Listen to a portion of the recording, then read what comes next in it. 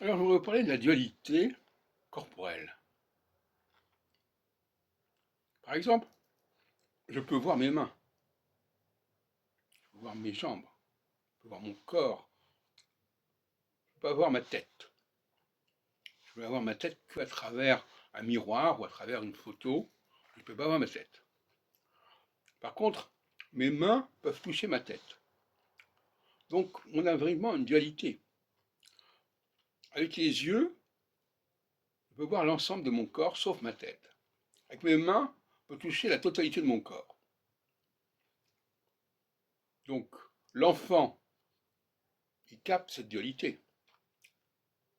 Il voit bien qu'il y a des tas de choses qu'il peut voir, qu'il peut toucher, mais qu'il ne peut pas voir ses yeux qui sont là pour voir, justement.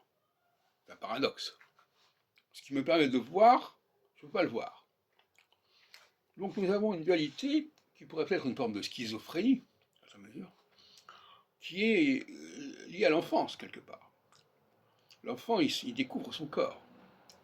Et il s'aperçoit que dans son corps, il y a une partie qu'il peut atteindre avec les mains, mais qu'il peut toucher avec les mains, mais qu'il ne peut pas voir.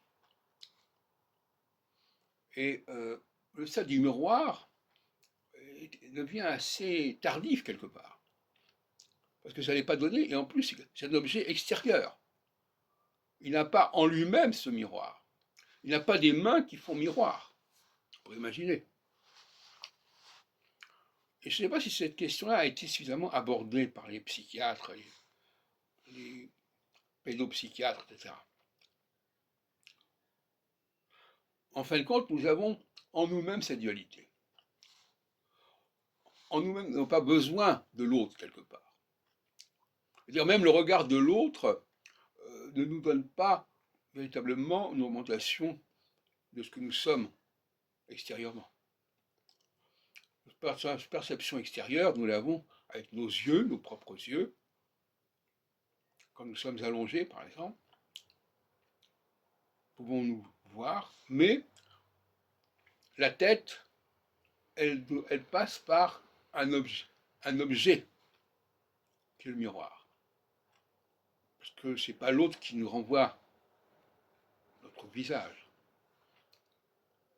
Alors ça peut être l'eau, évidemment. Je peux avoir le reflet de mon visage dans l'eau.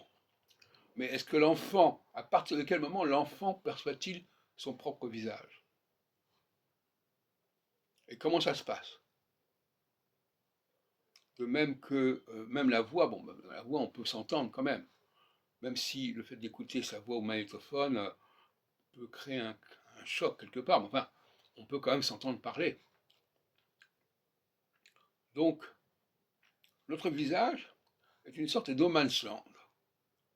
C'est quelque chose que, à la fois, c'est par notre visage que nous voyons et que nous sommes vus aussi, mais nous ne pouvons pas nous voir nous-mêmes au niveau du visage. C'est un paradoxe.